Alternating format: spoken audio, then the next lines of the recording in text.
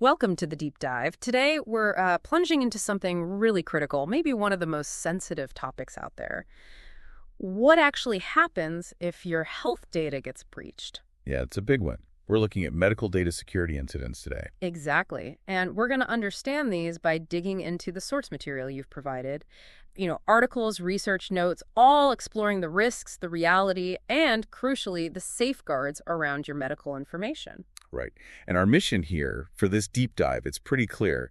We want to pull out the core insights from these sources, understand what a breach is, how they actually happen day to day. And the impact, right? The real The consequences. very real consequences. That's yeah. starting. And importantly, what the material says about preventing them. Because this really gets to the heart of the trust we all place in healthcare systems, doesn't it? It absolutely does. Okay, so let's start unpacking this. First things first. What do the sources actually mean by a medical data breach? It sounds kind of technical. It does. But at its core, the sources define it pretty simply. It's unauthorized access, acquisition, use, or disclosure of protected health information. PHI, basically. Unauthorized access. Mm-hmm. Okay, so someone sees or takes info they shouldn't. Exactly. And it's not just like digital files. Mm. The material is clear. This covers data in any format, stuff written on paper, things spoken aloud between staff, or, the electronic records we usually think of. In any format, got it. Yeah. If sensitive health details that are meant to be private end up in the wrong hands without permission, that's basically a breach. It directly compromises patient privacy. Okay, so anytime private health info gets out when it shouldn't. But how does that happen? You hear data breach and you immediately think, I don't know, sophisticated hackers in dark rooms. Right. That's the image. And look, external hacking is definitely a real and significant threat mentioned in the sources, no question. What? It's far from the only way these breaches happen. That's what's really interesting here. The material kind of groups the threats into three main buckets. Okay, what are they? So first, you have human threats. And this is key. It includes both those external hackers and internal employees. Ah, so people inside the organization too. Yes. Then there are natural and environmental threats. Think fires, floods, things that physically damage data storage. And third, technology failures, like system crashes that might expose data or make it vulnerable. Right. Disasters, tech glitches. Makes sense. But the human element, that's where it gets complex. The sources emphasize these breaches can be internal or external, sure, but also intentional or unintentional. Oh, with intentional, like accidents. Exactly. And this is a major point, especially looking at some U.S. examples in the sources. A huge contributor isn't always some master plan. It often comes down to employee negligence. Negligence. Wow. Yeah, or noncompliance with the rules, the regulations. And sometimes just a lack of security awareness among the healthcare professionals themselves, people making mistakes. That really shifts the perspective, doesn't it? It's not just about building bigger digital walls against outsiders. Precisely. It's also about what's happening inside, preventing mistakes, carelessness. So given that human error seems to be such a significant factor, what do the sources tell us about the scale? Just how big is this problem? How many people are actually affected? The numbers cited are, they're pretty staggering. They really drive home the widespread impact. But what kind of numbers are we talking? So looking at U.S. examples where they have these public reporting rules, one source mentions breaches impacting over 176 million patients. 176 million. Yeah. And another tally points to over 173 million individuals affected just since October 2009. That's huge. Over 170 million. To put that in perspective, it's roughly half the population of the U.S. Think about that. Half the country potentially having their most private health details compromised. Yeah. The ripple effect is enormous. Half the population. Okay, that paints a very clear picture of the scale. And that leads us straight into the consequences. This is where it gets really interesting and, frankly, concerning. Mm-hmm. What is the real-world fallout? According to the sources, what happens to the individuals when their data is breached? For individuals, the impact can be, devastating. Yeah. And deeply personal. We're talking identity theft, obviously. Right, using your info to pretend to be you. Exactly. But also potential discrimination. Imagine if sensitive health conditions get revealed. It could affect jobs, insurance. Oh, wow. Yeah. Significant reputational damage, depending on the information. And, of course, direct financial harm.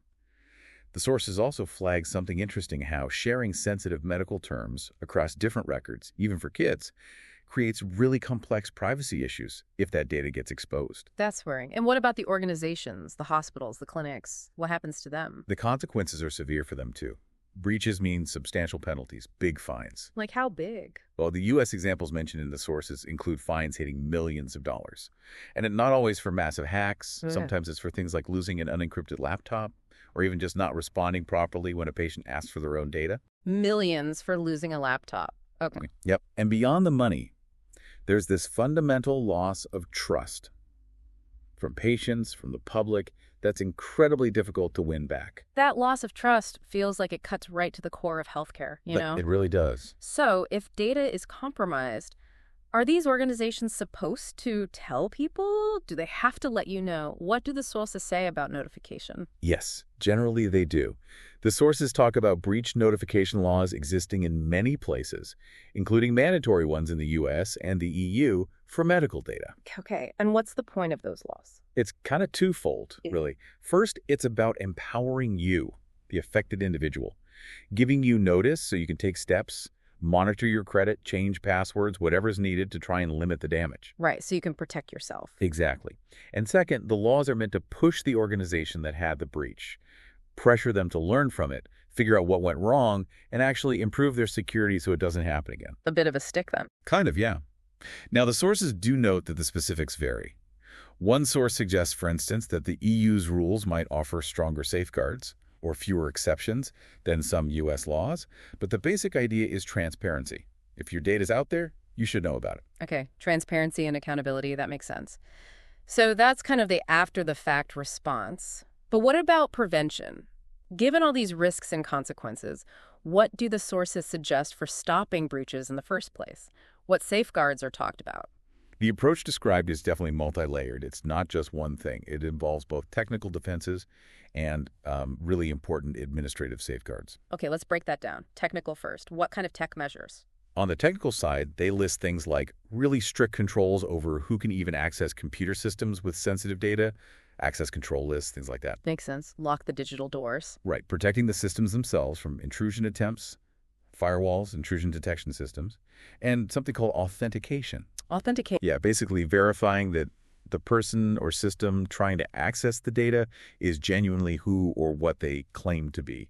Passwords, multi-factor authentication, that sort of thing. Okay. What else on the tech side? Encryption comes up as absolutely crucial, especially if data is moving over open networks like the internet. Yeah. Scrambling the data so even if someone intercepts it, it's just unreadable garbage to them. So even if it gets taken, it's useless? Ideally, yes. Mm-hmm. And then there's data integrity, making sure the information hasn't been tampered with or secretly changed after it was created, using things like checksums or digital signatures to verify it's intact. Okay, so lots of technical locks, checks, and verifications. But you mentioned administrative safeguards, too. That sounds less like tech and more people and policies. Exactly right. It's not just about the technology. The administrative side is vital. This means having robust documentation, clear policies, clear procedures. Knowing the rules. Knowing the rules and having them written down. It also involves doing thorough risk analysis, actively looking for where the vulnerabilities might be in your systems and processes. Finding the weak spots before someone else does. Precisely. And then implementing comprehensive risk management programs to address those weak spots. And maybe most critically, connecting back to that human element we talked about earlier. The negligence and mistakes part. Yes. The sources really hammer home the need for continuous education, training for all healthcare professionals, support staff too. Everyone needs to understand their security responsibilities. And know when it's okay legally to share information and when it absolutely isn't. Exactly. When and how information can be legally shared. The sources do acknowledge that the regulations themselves can be complex, sometimes leading to confusion. I can imagine. Which just underlines why clear, ongoing guidance and training are so important. So it sounds like protecting health data isn't a set it and forget it kind of thing. It's not just installing some software. Not at all. It's more like a constant process, right? An ongoing defense strategy involving the tech, the policies, and crucially, informed people. That's exactly the picture the sources paint. It demands continuous vigilance, a real commitment to robust security practices at every single level of a healthcare organization. It's definitely not a one-time fix.